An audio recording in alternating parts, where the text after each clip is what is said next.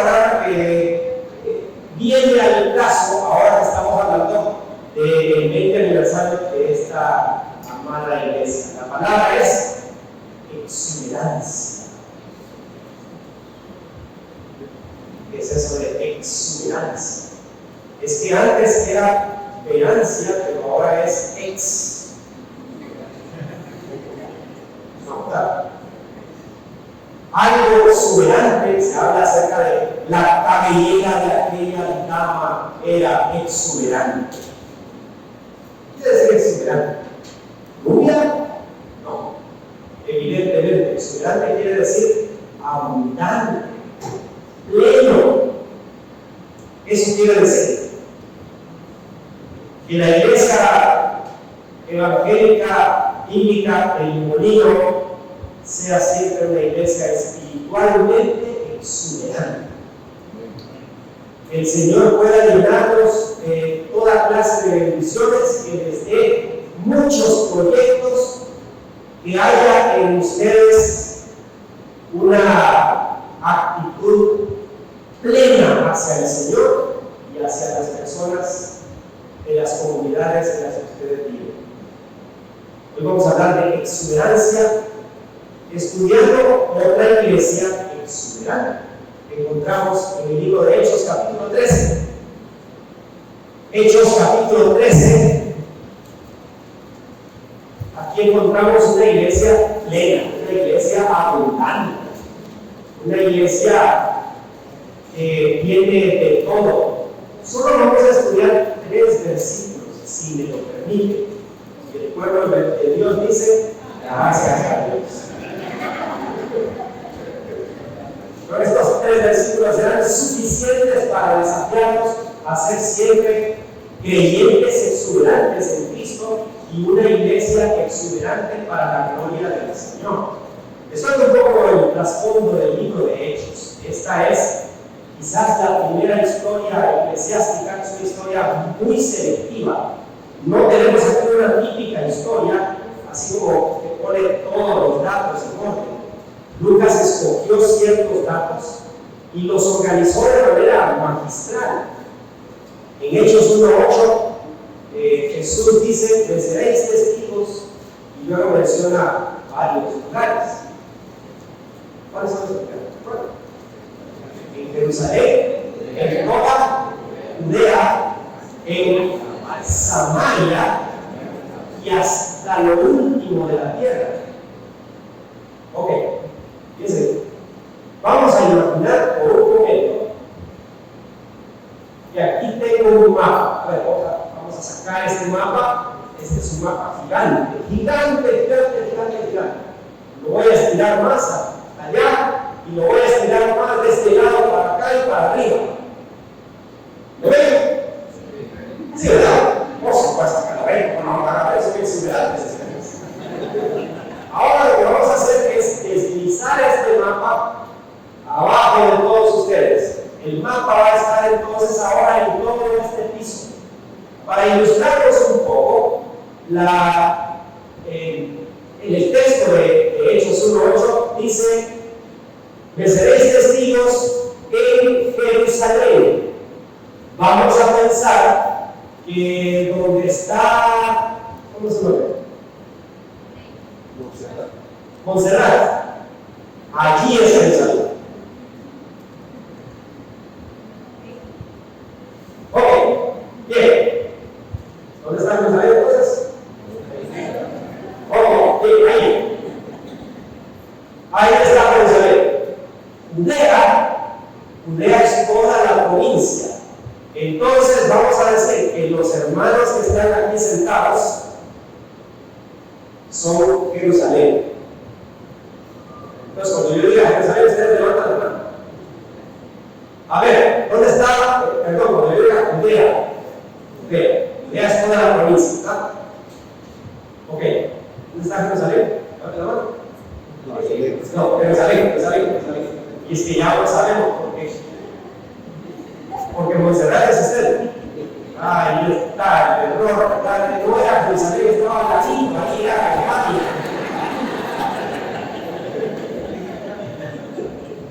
Ok, ¿Cuál es su nombre? Ahora sí.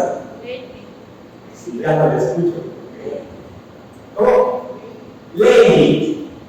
Lady. Entonces, ¿dónde está Jerusalén? Levanta la mano. Bien, ahí está Jerusalén. ¿Y toda Judea? Ahí está. Oh, ya, bien, toda Judea. Samaria estaba al norte. De hecho, donde yo estoy aquí más o menos estaba Galilea. Samaria estaba entre Judea y Galilea, estaba en el centro. Y qué bien que resultó así, no lo había planeado. Vean ustedes lo que es el Espíritu Santo, ¿verdad? Samaria era una región enemiga de Judea. En Samaria vivían los descendientes de las 10 tribus supuestamente perdidas, más bien, deberíamos no decir tanto perdidas, sino mezcladas. Los asirios habían mezclado a las 10 tribus con otros pueblos y ya no eran judíos puros. De hecho, tenían su propia escritura, tenían su propio templo, tenían su propio culto. Todavía hoy los descendientes de los samaritanos celebran unos cultos distintos a los de los judíos. Ustedes saben que la plática de Jesús con las samaritanas fue muy complicada. Entonces, Samaria va a estar en estas sillas, que nadie va a levantar la mano, pero diga Samaria, ¿verdad? En estas sillas vacías estaba Samaria. Yo os incluyo un poco de esta parte también. Galilea está aquí, estaría aquí donde estoy yo. Y lo último de la tierra, ahora sí todos tienen que levantar la mano, ¿verdad? Lo último de la tierra. Pero ¿saben qué? No es tan así. Me parece que lo único de la tierra, aunque tiene sentido que quede abierto, y de hecho hoy nos toca hablar de lo último de la tierra, pero realmente si uno lee el libro de Hechos, ¿en qué lugar se desarrolla el último capítulo del libro de Hechos? ¿En qué ciudad? Roma. Yo creo que Lucas estaba pensando que el límite, lo último de la tierra, lo que representaría un gran desafío, muy difícil al principio, era Roma. Y Roma la vamos a lanzar hasta allá, miren lejos. ¿Cuál es el nombre? Eunice. Roma va a estar allá donde está Eunice. ¿Dónde está el último de la tierra? Entonces, bueno, hay que levantar todo de mano. Pero en el libro de Hechos, probablemente lo último de la tierra era Roma. Muy bien. Sí, Roma quedaba donde sigue quedando, en la península italiana. Bien, saben que Lucas fue tan buenísimo que para narrar cómo el Evangelio se movió desde Jerusalén, desde Jerusalén, pasando por toda Judea, ahí está. Y Samaria, la levantadora, hasta lo último de la tierra, incluyendo Roma. Para hacer eso, Lucas establece 7 informes de crecimiento. Para los que anotan, les voy a dar las citas bíblicas, sobre las citas que no vamos a estudiar eso, pero creo que es muy útil saber dónde están esos 7 informes de crecimiento de la iglesia en el libro de Hechos. Hechos 2:47, es el primer informe. Segundo informe, Hechos capítulo 6, versículo 7. Segundo informe, 2:47, 6:7, 9:31, capítulo 9, versículo 31. Es el tercero. 4, 12:24, capítulo 12, versículo 24. El quinto está en 16:5, Hechos 16:5, es el quinto. El sexto está en 19:20, Hechos 19:20 es el sexto. Y el séptimo es 28, 30 y 31. Ahí está. Bueno, quedó grabado. Saludos a los que nos están viendo. Quedaron grabados las siete citas ahí, si acaso alguien se les escapó. Esos son los 7 informes. Ahora sí, vamos al capítulo 13.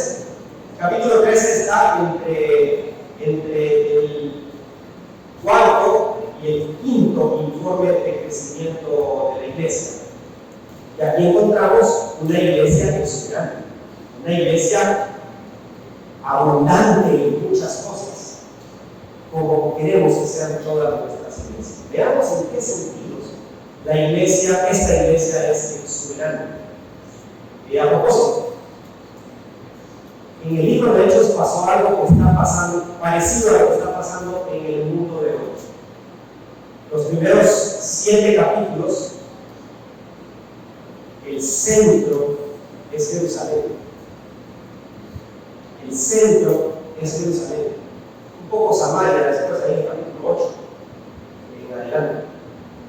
Pero a partir del capítulo 12, 11 ya se sugiere un poco, el centro de la misión cristiana comienza a cambiar. Ya no es Jerusalén el centro de la misión cristiana. El centro de la misión cristiana ahora va a ser Antioquía. ¿Cuál va a ser el nuevo centro de la misión cristiana? Antioquía. ¿Y saben que eso es algo parecido a lo que está sucediendo en el mundo de hoy? Los europeos y los estadounidenses nos trajeron el evangelio por medio de fieles misioneros que vinieron a predicar a finales del siglo XIX, principios del siglo XX, y ahora el centro de la misión está cambiando. De hecho, en Europa hay mucha necesidad, muchísima necesidad del evangelio. En Estados Unidos hay muchísima necesidad del evangelio. El centro de la misión cristiana se está moviendo de estos centros desarrollados económicamente hacia África, Asia y América Latina. Y de aquí, de estas regiones, están saliendo misioneros. Más o menos lo que pasó en el libro de Hechos. De Jerusalén se movió hacia Antioquía, una ciudad que quedaba al norte de Jerusalén. Veamos cómo era entonces la iglesia en Antioquía. Había entonces en la iglesia que estaba en Antioquía profetas y maestros. Bernabé, Simón, el que se llamaba Níger, Lucio de Sirene, Manaén, el que se había criado junto con Herodes el tetrarca, y Saulo. Ministrando estos al Señor y ayunando, dijo el Espíritu Santo: apartadme de Bernabé y a Saulo para la obra a la que los he llamado. Entonces, habiendo ayunado y orado, les impusieron las manos y los despidieron. Suficiente información hay aquí para saber cómo era esta iglesia. Comenzamos con el versículo 1. Aquí encontramos una exuberancia en cuanto a variedad de líderes. De hecho, me llama la atención que hoy te estaba escuchando al hermano Francisco, la iglesia en Antioquía utilizó la misma estrategia que utilizaron al principio para ponerle el nombre a la iglesia. La iglesia no es bíblica. Lucas creo que es la no, obviamente es perfecto, el Espíritu Santo lo dice. Lo dice acá, la iglesia está en Antioquía. Es la misma iglesia, está en todas partes.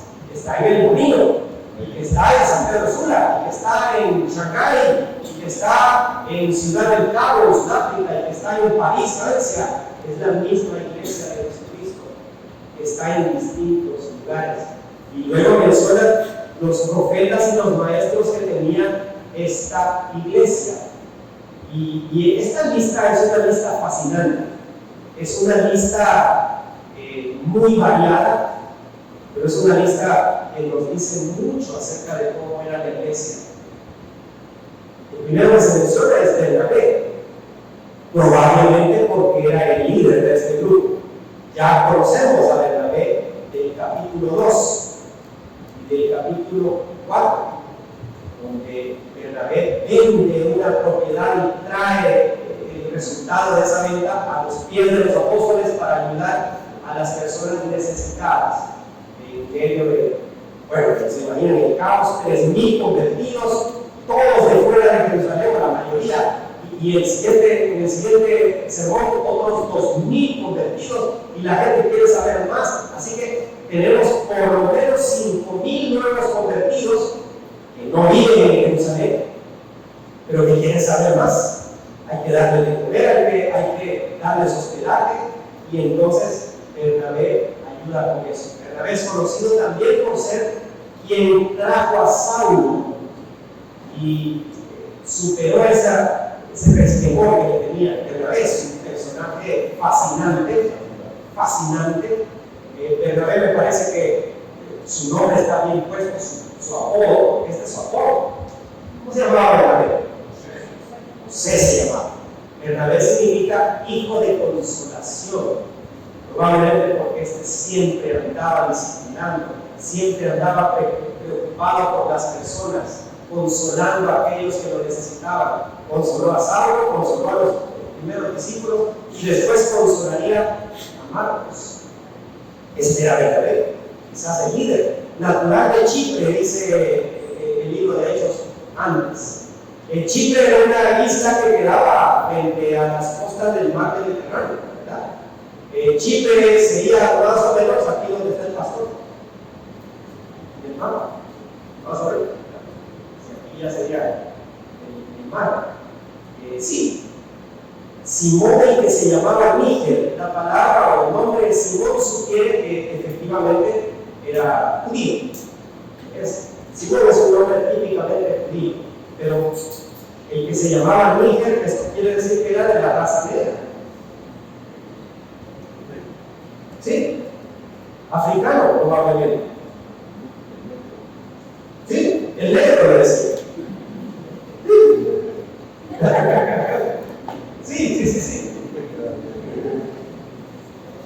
Probablemente este era un hombre que había venido tal vez dentro de ese grupo que había venido para el día de Pentecostés, que se había quedado ahí cerca, se había establecido en la iglesia o en la ciudad de Antioquía. Lucio de Cirene, ¿se acuerdan de otra persona, otro personaje de Cirene que conocemos nosotros en el Nuevo Testamento? ¿Ah? Cirene, ¿no suena Cirene? Simón de Cirene, ¿no le suena ese? ¿No?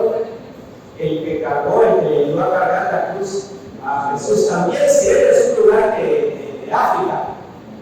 También es un lugar de África. Manaén, que se había criado junto con Herodes el tetrarca. No sabemos mucho de Manaén, pero este detalle aquí quiere decir que era muy posiblemente familia de crianza, por lo menos, de nada más y nada menos de Herodes Antipas. Se le llama tetrarca porque él era regidor, regente, gobernador de uno de los 4 partes en las que se había dividido el imperio. Entonces, por eso, cada uno de los emperadores o los gobernadores de esas 4 partes se llama tetrarca, 4 tetrarcas. Este es uno de ellos. El nombre de Herodes nos provoca un poco de repulsión. Pero aquí tenemos a alguien que había sido criado con Herodes y que ahora es parte de los líderes de la iglesia de Antioquía. Pero se dan cuenta, no sé si nosotros y fulano, hermano de crianza, no voy a mencionar nombres porque está peligroso ahora, hermano de crianza de famosos políticos conocidos por ser corruptos en el país y es padre de los líderes de la iglesia. ¿Y será que no sabía lo que su familia hacía? Pero por mí, la iglesia tenía personas de, supongo que Manaén debía ser de la clase alta, ¿no? Debía tener dinero. Si era parte de la familia de crianza de Herodes. Y Saulo. Así como, y a la propósito, sí, uno que se llamaba Saulo. Va a ser quizás el personaje central de aquí en adelante en el libro de Hechos. Qué curioso que solo mencioné el nombre de Saulo. Este es el grupo que tiene la iglesia allí. Son profetas y maestros. Supongo que uno de los maestros principales era Saulo. Supongo. ¿Qué lección podemos sacar de eso? En primer lugar, creo que la lección más importante es que la iglesia necesita capacitar líderes.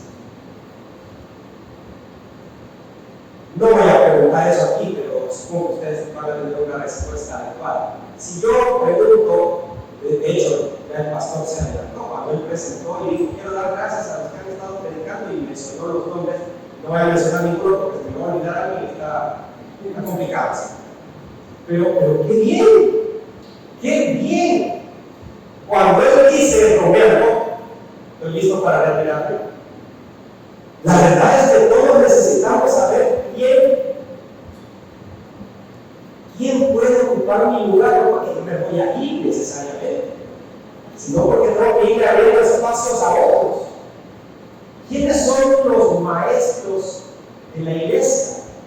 ¿A quién visualiza usted de la edad entre 14 y 17 años que podría llegar a ser un buen maestro de la iglesia? No menciono el nombre porque está complicado, ¿verdad?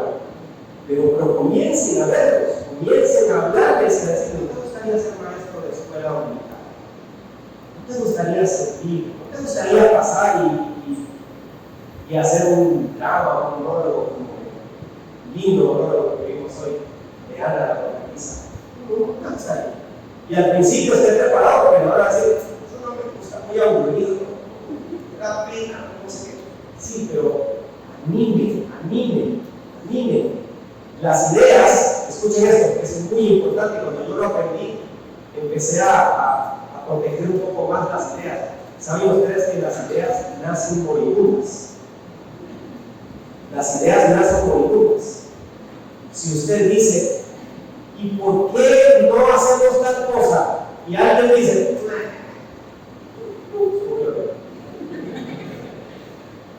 las ideas nacen moribundas, a menos que el que tenga la idea sea como un gato que tiene 9 vidas.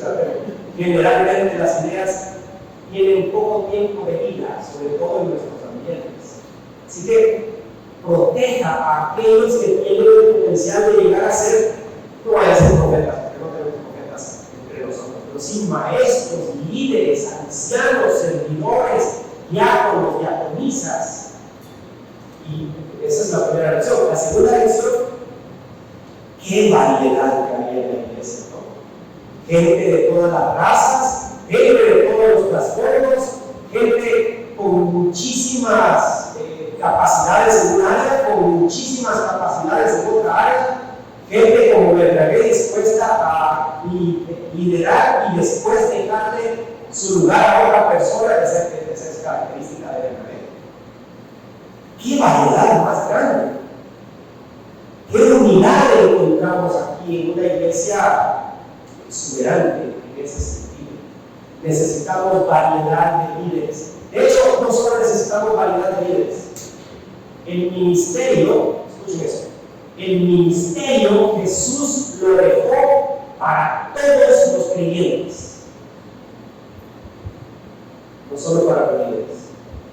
No solo para los pastores, no solo para los ancianos, no solo para los maestros de la escuela dominical, el ministerio nos pertenece a todos los hijos de Dios.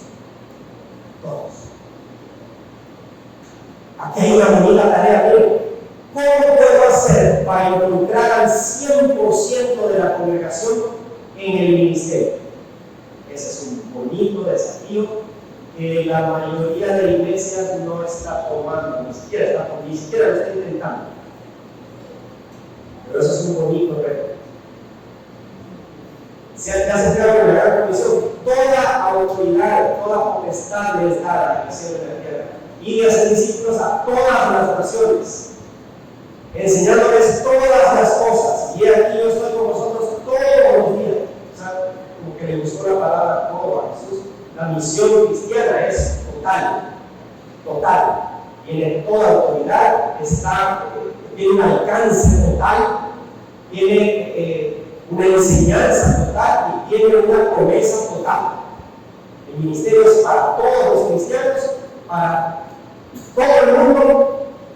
Así que esa idea, mandar misioneros o mejor preparamos pastores para que evangelicen aquí en el barrio.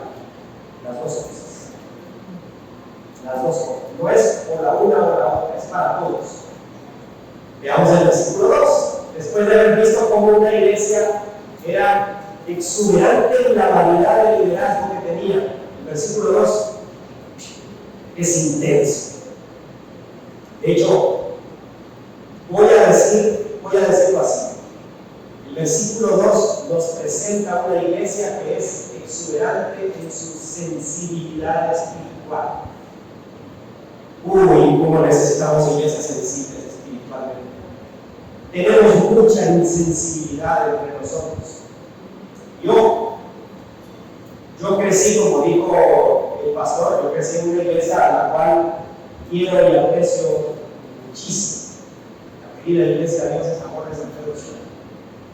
Una iglesia muy, muy fiel. Pero sí reconozco que a veces, me incluyo yo en el paquete, a veces en nombre de que esto no debemos hacerlo, nos volvíamos un poquito insensibles con las necesidades y a veces hasta con el Señor. Una vez recuerdo que en una ocasión nos preguntamos en una reunión, ya vieron que durante la predicación estaba llorando.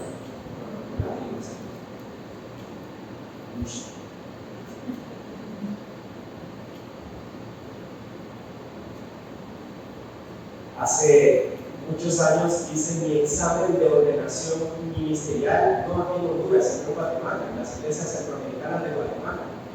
Y entonces me presentaron el reglamento interno de las iglesias centroamericanas y junto con el reglamento interno, que está bien, todavía según el reglamento, venía, no recuerdo cómo se llama, algo así como manual de instrucción litúrgica. Y uno de los artículos decía: es prohibido que las iglesias se derramen muchas lágrimas. Y respeto a los hermanos, miren, no quiero aprovecharme, pero la verdad es que yo me pregunté y estuve a punto de preguntarle al hermano cuántos son muchas lágrimas. Sí, es decir, que uno se puede volver insensible, es decir, uno a veces llega a la iglesia y ya viene tocado. Pero vean ustedes en qué contexto se da la sensibilidad: ministrando estos al Señor. O sea, la tarea de estos líderes era servir, ministrar. ¿Cómo es? Ministrar quiere decir servir.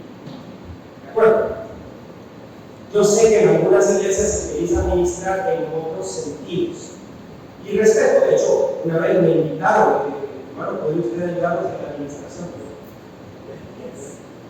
Bueno, yo sabía lo que querían los hermanos, yo lo sabía perfectamente. Y bueno, yo era invitado a la iglesia, no era parte de la iglesia. Entonces pasé al frente y empecé a orar por los hermanos. No pasó nada, es decir, no sé si esperaba que pasara algo. Yo me encantó orar por los hermanos, iba pasando uno por uno y algunos hermanos estaban muy tocados, llorando. Está bien, todo está bien, pero la palabra en la Biblia significa servir. Estos estaban sirviendo y ayunando, dice. Es decir, el ambiente era un ambiente de humillación delante del Señor. Cuando aparece la palabra ayunar, no es solamente hambrear. No es dejar de comer. Ayunar no es dejar de comer. No. ¿Algo que? Isaías 58 dice: el ayuno que yo he pedido es partir el pan con el hambriento. Lo más importante es la actitud del corazón que el rito en sí. Cuando aparece ayuno en la Biblia es porque hay un sentido de algo grave está pasando y nos humillamos delante de Dios. ¿Ya? Sirviendo estos al Señor en distintas áreas y ayunando, es decir, el ambiente estaba preparado. Hijo del Espíritu Santo. Y aquí me viene la duda: ¿cómo habló el Espíritu Santo? Número 1. Y número 2, ¿cómo sabía que era el Espíritu Santo? Pues yo no sé. Estamos en una época donde podía ser que de pronto alguien escuchó una voz, o el grupo les sugiera, el grupo todo entendió que el Espíritu Santo les estaba indicando esto claramente. No sé si ellos escucharon una voz, no lo sé. No sé si todos ¿Cuántos llegaron a la convicción? Creo que el Señor está diciendo, el texto no lo dice, solo dice, Hijo al Espíritu Santo. Ahora, hermanos, ¿estamos dispuestos a decir que el Espíritu Santo no habla hoy? Yo no estoy dispuesto a hacer eso. Por supuesto, todo lo que nos diga el Espíritu Santo está de acuerdo con eso. Si de pronto el Espíritu Santo me dice, tienes que ir y estafar a una persona y con ese dinero abrir una nueva obra. Ese no es el Espíritu Santo. No lo es. No necesito, pero mire, pensemos, ¿no? ¿Por qué? No necesito. Pero el Espíritu Santo dijo, apartadme a Bernabé y a Saulo. Pero, si son nuestros mejores hombres, nuestros mejores elementos, Señor, no. Mira, hagamos una cosa, te vamos a mandar vamos a inventar un nombre. Vamos a decir que había uno que se llamaba Abraham en la congregación. Te mandamos a Abraham. Abraham no viene mucho a la congregación, ¿verdad? Pero tal vez se anima. Con la misión que tú le vas a dar, tal vez se anima y no se va. Apartarle a Bernabé, aparece primero en la lista, probablemente porque Bernabé era el líder. Apártenle al líder y al que todos sabían que tenía un trasfondo complicado, Saulo, pero que sabían que tenía mucha capacidad. De los mejores líderes, apártenlos, porque ellos tienen una obra especial. ¡Qué sensibilidad la de esta iglesia! La verdad es que no necesito saber cómo el Espíritu Santo les comunicó esto. No es necesario. Simplemente creo que lo que Lucas está tratando de comunicar aquí es que esta es una iglesia dispuesta a escuchar la voz de Dios y dispuesta a obedecerla. ¿De acuerdo? Apartarme de Bernabé y Saulo para la obra a que los he llamado. Ya los había llamado. Y ahora dice, quiero que esto se haga oficial. Que la congregación apoye lo que el Espíritu Santo está haciendo. ¡Qué caballero es nuestro Dios! Este es el Dios que adoramos, como decía la canción. ¡Qué caballero! Como cuando le hace ver a Pedro la visión aquella del lienzo que descendía del cielo lleno de animales. ¿Tenía que hacer eso Dios? No, yo simplemente tenía que decirle, mira, van a venir unos, te van a llevar allá para que prediques a Cornelio, ven con ellos, yo te ordeno que le prediques el evangelio. Eso es lo que tenía que decir. Pero Dios es tan caballero que decide convencer a Pedro y le presenta 3 veces la visión. Y Pedro está perplejo, no sabe qué está pasando y al principio se defiende. Le encanta porque Pedro, por razones denominacionales, le dice a Dios que no. ¿Ya se dieron cuenta de eso? Levántate, Pedro, levanta y come. Y Pedro lo primero que dice es: Señor, no. ¿Por qué? Porque soy de una iglesia bíblica que es muy pecamable. Eso es lo que está ahí. Eso es lo que dice Pedro. No, nunca he comido cosa común o inmunda, jamás. Pero esta iglesia es tan sensible y Dios es tan caballero que decide aquí que la iglesia acompañe la decisión de él. Apartarme a Bernabé y Saulo. Esta es una iglesia exuberante en cuanto a la variedad de líderes que tenía, y a su capacitación y sus pasaportes y todo. Es una iglesia exuberante en su sensibilidad espiritual y es una iglesia exuberante en cuanto a su obediencia. Y el apoyo que le muestran a estas personas, a Bernabé y Saulo. Entonces, habiendo ayunado y orado, otra vez ayuno, ¿verdad? Otra vez algo serio está pasando. Esta es una misión muy importante. Cuando hay ayuno, hay algo Jesús ayunó 40 días porque lo que se le venía en los 3 años de ministerio era lo más grave de su vida, lo más difícil y el momento cumbre de su misión. Aquí ellos vuelven a ayunar, vuelven a orar y ahora les imponen las manos. El imponer las manos es una señal de apoyo, es una señal de estamos con ustedes, es una señal de ustedes van como nuestros representantes. En lenguaje de las misiones, hoy diríamos que en este momento Antioquía se convirtió en la iglesia enviadora de la rey Saulo. Les imponen las manos y ¿qué hacen? Los despiden.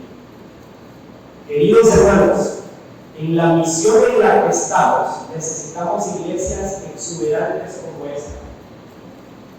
Porque Jesús nos ha dejado la tarea de predicar el Evangelio en todo lugar, tanto en el barrio como en las calles de Nigeria, en las calles o en los barrios, en las aldeas de Turquía o cualquier lado.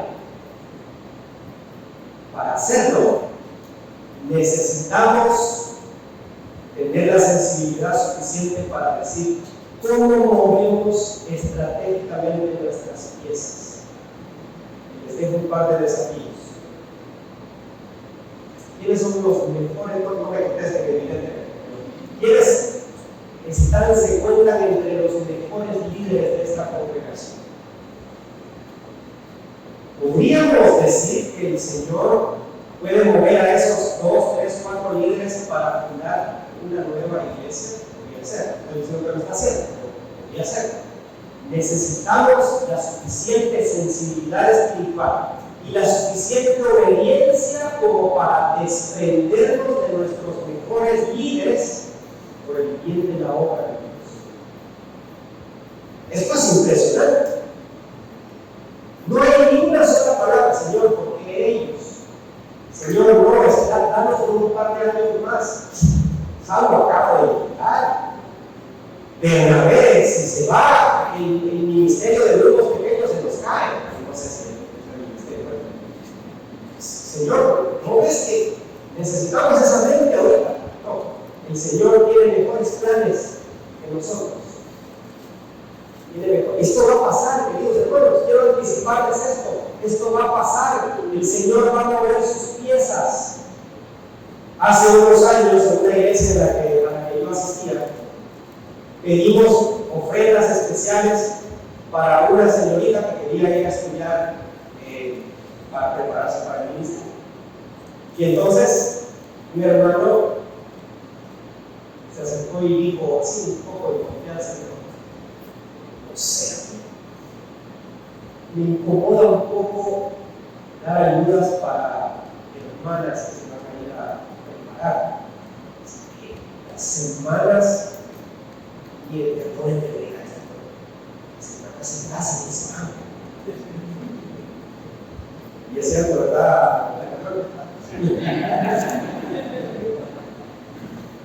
Sí. Salí. Se casó. Bueno, también se casaron, lo que menos. Y entonces, fue mi oportunidad para decirle, pero es que la ayuda que vamos a dar no es para nosotros mismos, es para la obra de Dios. Si el Señor lleva a esta señorita, la prepara y se casa, y bueno, por ejemplo, le dije yo a este hermano, ¿cuánto me pagaron ustedes a mí por mi capacitación teológica? Y yo estoy trabajando en esta iglesia con ustedes. Bueno, el Señor me movió a mí de otro lado para acá, y ahora va a mover a esta persona probablemente para otro lado, si es así su voluntad. Así es como actúa el Señor. Él tiene mejores planes. Y la iglesia tiene que estar abierta, sensible y obediente ante este tipo de cosas. ¿Cómo vamos a ganar velocidad para Cristo? Voy a contar la historia historia de un pastor de los Estados Unidos que tenía una pasión especial. Lo extrañamos mucho, ya falleció el hermano. Tenía una pasión especial por Nicaragua.